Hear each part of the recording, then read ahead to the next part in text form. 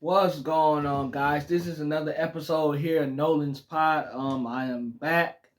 Um, Man, long 2 weeks, but I am back, and we are here to cover some sports and do what we know we do best.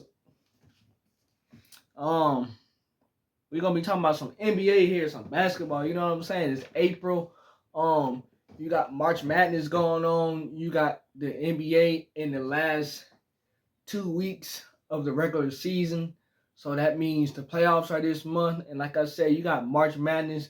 You've seen what happened in that Duke game.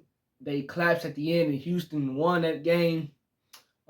Crazy stuff. And then you've seen Gino Oriema's UConn girls blow out Don Staley's South Carolina girls yesterday to win the national championship. So you got March Madness, then you got the NBA in these last 2 weeks, and the playoffs are approaching. So basketball is huge in the month of April. Um, so bad NBA. Let's get right into it, man. Playoffs in 2 weeks, so that means that these seedings are coming together, but the hay is not yet in the barn as far as the seedings, especially in the West goes. Now the East, you could say is a wrap in the East because the seedings are mostly have been decided, and we know what's going to happen in the East. In the West, all I would say in the Western Conference for this week, for this last week of the season, don't lose. If you are in the Western Conference, and this is the last week, and this is the last week of the regular season right here, this week, if you are in the Western Conference, teams 3 through 8 do not lose a game. Win every game that you possibly can this week. That's how jam-packed it is in the West. And if you lose one game, you can possibly fall from third to eighth just off of one loss. That's how close it is. Let's go through the boring conference first. That's the Eastern Conference. Then we can get to the interesting stuff in the Western Conference. So the Eastern Conference seedings are already really set. The Cavaliers are going to grab the 1 seed. They just need to win like 2 games, I think, this week just to grab the 1 seed. They play Indiana twice this week. The Cleveland Cavaliers just lost yesterday to the Sacramento Kings, so that was kind of concerning. Other than that, Cleveland should grab the 1 seed. I think Cleveland is 5-5 in their last 10 games, so they're just 500 in their last 10 games. That's concerning. As y'all know, I've been on record saying that I don't believe in Cleveland. But they should grab the number 1 seed. Number 2 seed in the East, Boston. That's the team I believe in. My only concern with Boston is, what do they do when they don't have a 3-pointer go in one game? Can they be diverse in their offense and switch it up and attack the lane when that 3-point shot is not going? Can Jaylen Brown and Jason Tatum get downhill when that 3-point shot is not going, which we know that they can get downhill when that jump shot's not going? And then you have an inside presence in Kristaps Porzingis. So my concern with Boston is just 3-point shooting. If that 3 is not going, what is your plan B as your game plan? But Boston's defense is also their plan B too. If they don't shoot the 3-point ball well one game, Boston has that defense. So I believe in Boston way more than what I believe in Cleveland. And Boston is the defending champions for a reason. So, of course, I'm going to put Boston over Cleveland. Of course, I'm going to put Boston over the Knicks. Of course, I'm going to have Boston coming out of the Eastern Conference because I've seen it before. We've all seen it before. We just seen it win a championship. Number 3, the New York Knicks are the number 3 seed, I should say. A lot of concerns with the Knicks. How are they going to fare in the playoffs? Jalen Brunson just came back yesterday. I don't believe the Knicks to be true contenders this year based off of what's happened this season. And no, the Knicks have had a great season. The Knicks are 50-28. The Knicks just can't beat the top teams in the NBA. They can't beat Cleveland. They can't beat Boston. If they were to go to the finals, they can't even beat OKC, for that matter. You know what I'm saying? And then the West is just so loaded. So if the Knicks were to get to the finals, the Western Conference teams are nothing to play with. So the Knicks just can't beat the top teams in the East, let alone OKC, if they were to get to the finals and play OKC. That's my concern with the New York Knicks. Number 4, the Indiana Pacers are the number 4 seed. The Pacers have played good ball over the second half of the season.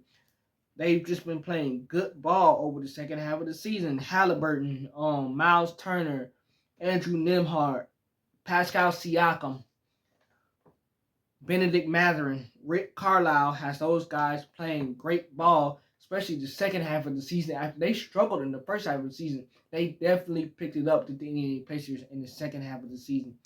The 5th seed is the Milwaukee Bucks. I'm concerned about the Bucks because the Bucks just don't have the roster around them. The Kyle Kuzma signing, it was an okay signing, but it wasn't, or an okay trade, I should say, but it wasn't like one of those trades where it's like, yeah, they are a championship contender, they are in contention. No, they're not going to be able to do anything, especially if Damian Lillard does not come back. Doc Rivers has said that Damian is trending towards trying to make a comeback as he is feeling better from that blood clot. And obviously, I don't want Damian Lillard to touch a basketball court until that blood clot situation is dealt with. It, as I say, me and my pops, it's life outside of bowling. It's life outside of bowling for us all the time. Bowling is so secondary to us that it's not even funny. Same thing with basketball and these players. When you have something serious like that, it's more to life than just sports. It's more to life than just sports. Damian Lillard has a family. We need Damian Lillard to be around for a long time. Sports is a second priority. Damian Lillard does not need to be on the court until that blood clot is dealt with because it's serious and it's life outside of sports. If he does come back, I give Milwaukee a slight chance, but they're still not going to be championship contenders. But I give them a slight chance, better than what they have now without Damian. But I just don't see Milwaukee doing anything, even if Damian comes back. Number 6 seed is the Detroit Pistons. They have clinched their playoff berth. They're not going to be in the play-in tournament. They have clinched a top 6 seed out of the Detroit Pistons.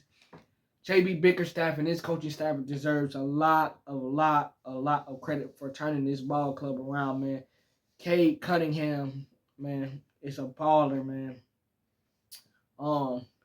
Beef Stew's not going to let anybody mess with his team. Neither is Jalen Duren. Tim Hardaway Jr., Malik Beasley knocking out 3-point shots. Tobias Harris coming in and being that veteran that this ball club needed. J.B. Bickerstaff coming in and rebuilding this team like he did the Cleveland Cavaliers. You have to give that team a lot of credit, especially with how last year went for them, man. You have to be happy for the Detroit Pistons. In the play-in tournament, it's going to be the Orlando Magic. They're the number 7 seed right now. The Atlanta Hawks are the number 8 seed right now. The Bulls are the number 9 seed, and the Miami Heat are the number 10 seed. Those 4 teams are going to be in the play-in tournament. The Hawks are fighting for home court advantage. We need home court advantage. So hopefully Orlando can lose this week, and we can win this week to swing around the number 8 seed and get the 7 seed to get home court advantage. The seedings are not all there yet for the play-in tournament. 4 of those teams have clinched the play-in tournament. It's not a guarantee that the Hawks play Orlando. With Miami, they about had the same record as the Hawks. And then you have the Bulls. They about have the same record as the Hawks. So it's not a guarantee that we play Orlando. And it's not a guarantee that the Bulls play Miami. It depends on what happened this last week of the season with the seedings for the play-in tournament. And then Cleveland is number 1 seed. Boston's number 2 seed. they are gonna have to wait for their opponent when the play-in tournament is done.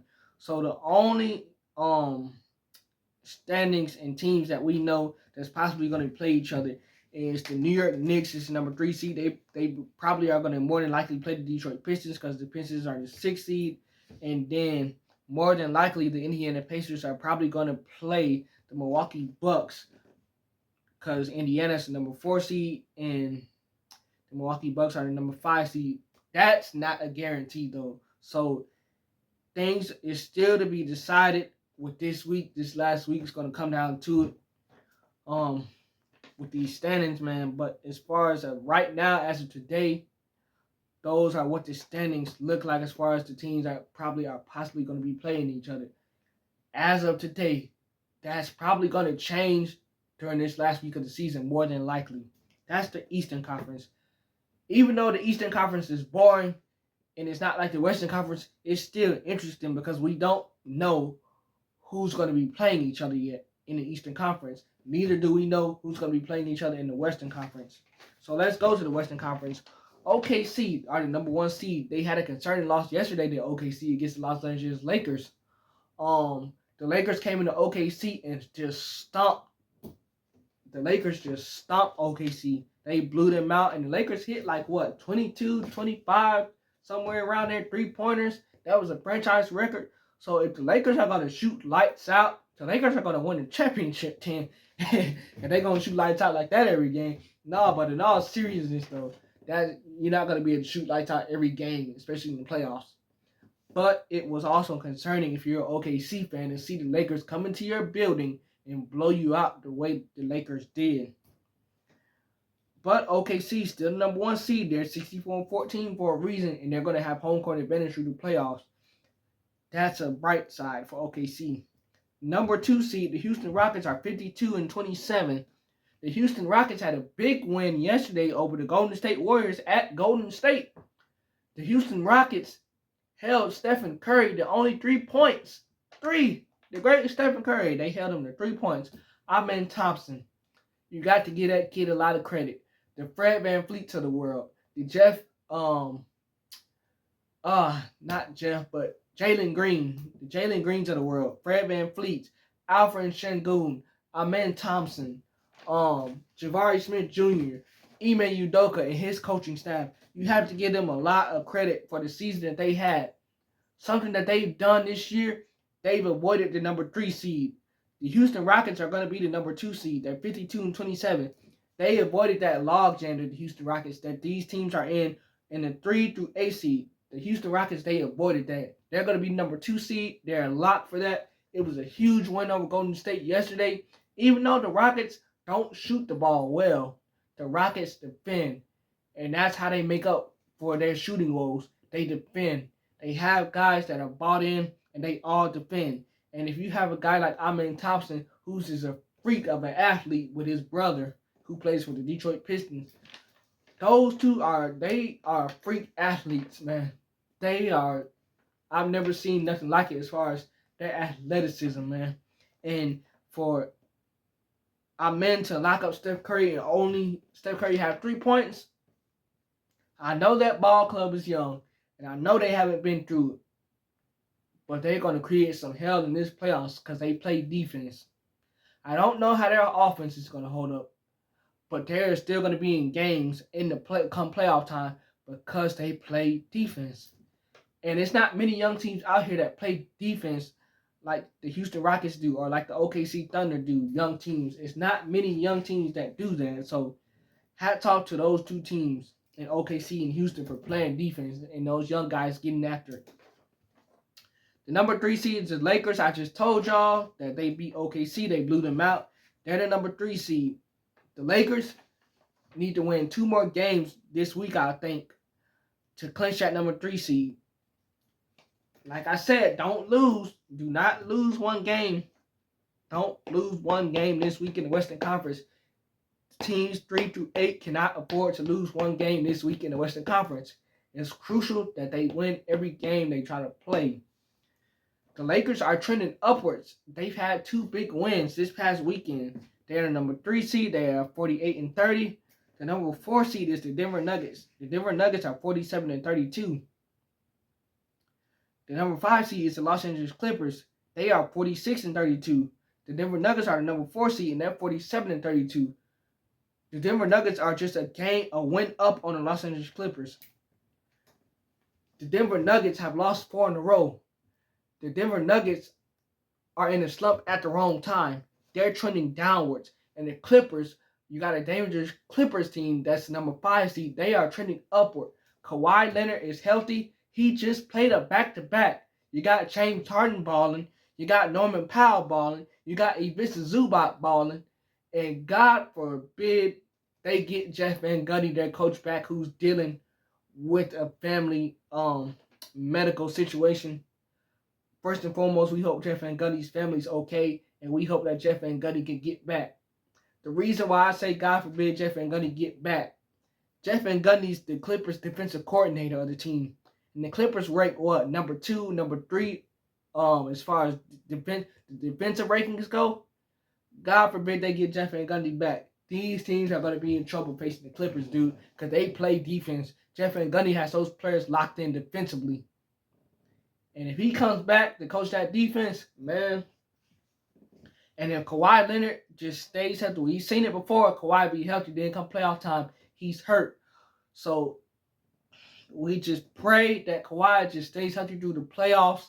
He just played it back-to-back. The Clippers are balling. Tyronn Lue gets the most out of those guys every single year. They're trending upward, and this Denver Nuggets team, who's lost 4 in a row, they're in a slump. And they just lost to the Indiana Pacers last night on their home floor.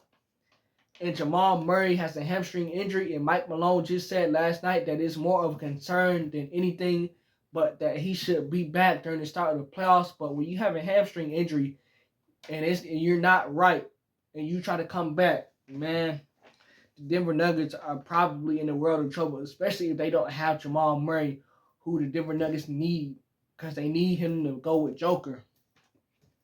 The number 6 seed is the Golden State Warriors. They are also 46-32. The Golden State Warriors, even though they just lost last night to Houston, they are trending upwards. We know what they have done since they have gotten Jimmy Butler. You add him with the great Steph Curry. You add him with the great Draymond Green. And then you have playoff Jimmy Butler. When the playoffs come, Jimmy Butler, you know what he does. My only concern with the Golden State Warriors is, what is that supporting cast going to give you? What is Brandon Podziemski going to give you? What is Buddy Hield going to give you? What is GP2 going to give you? What is Jonathan Kuminga going to give you? What is that supporting cast going to give the big three of Stephen Curry, Jimmy Butler, and Draymond Green? What's the supporting cast going to give you? If they can play above their means, the Golden State Warriors are going to be dangerous. If the role players don't play above their means, then it's going to be hard for Golden State. The number 7 seeds, the Minnesota Timberwolves, they are on the outside looking in. Those were the top 6 seeds I gave you. Number 7 seed through 10 seed is the play-in tournament games. For right now, the Timberwolves are stuck in the play-in with 46-32. Number 8 seed is the Memphis Grizzlies. They are also 46-32. Those two teams right now are a lot for the play-in tournament. They can also, if they win this week and they have some help, they can get in the top 6 seed and avoid the play-in tournament. So the Timberwolves, they've been playing well. As of late, they are definitely trending upward. Ant-Man's carrying the team. Julius Randle has to be Julius Randle in order for this team to get where they need to go. Julius Randle has to be aggressive and stop deferring. Jaden McDaniels has to be aggressive and stop deferring. Naz Reid, he has to be effective. Dante DiVincenzo has to be effective. They have to be impact if this team's going to get to where they want to go. Nickeil Alexander-Walker has to be Nickeil Alexander-Walker if this team gets to where they want to go. The thing about the Timberwolves, they've done better. They start defending better. They definitely start defending better than they did in the beginning of the season. Second half of the season, they doing what they did last year, and that's play defense. Number 8 seed, Memphis Grizzlies. You know the whole Ja Morant thing and them fired Taylor Jenkins. I don't understand why in the world they fired Taylor Jenkins to begin with. We know it was a difference in offense between him and management. This Memphis Grizzlies team is definitely trending downward, and I am really concerned about them because they don't even know what offense they really want to run. And when you fire a coach 2 weeks left in the season and you're 46-32, and Taylor Jenkins did the amazing job in 6 seasons as the Memphis Grizzlies head coach that he did, it's a concern, and I'm very concerned for that team. Number 9 seed is the Sacramento Kings. They are 38-40. Number 10 seed is the Dallas Mavericks. They are 38-41. They are the Sacramento Kings and the Dallas Mavericks are probably going to be playing each other in the play-in tournament. But the number 3 through 8 seed in the Western Conference is not decided yet. So if you lose one game this week in the Western Conference, 3 through 8 teams, you are in trouble. If you can win one game, 3 through 8 in the Western Conference this week, you probably getting yourself in for a great position to be a top 6 seed. These teams 3 through 8 are separated by one game. It's so crucial to win this week. I cannot stress it enough. It's going to be fun to see who's going to be crying. It's going to be fun to see who's going to win to get one of these top 6 seeds and avoid the play-in, man. It's April. Basketball, oh, man, it's here. The playoffs is coming. That's all I have for you guys. Houston and Florida plays for the championship tonight, man.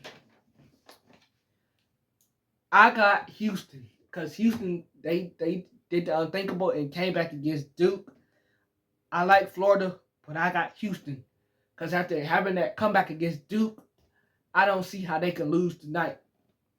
But we'll see what happens.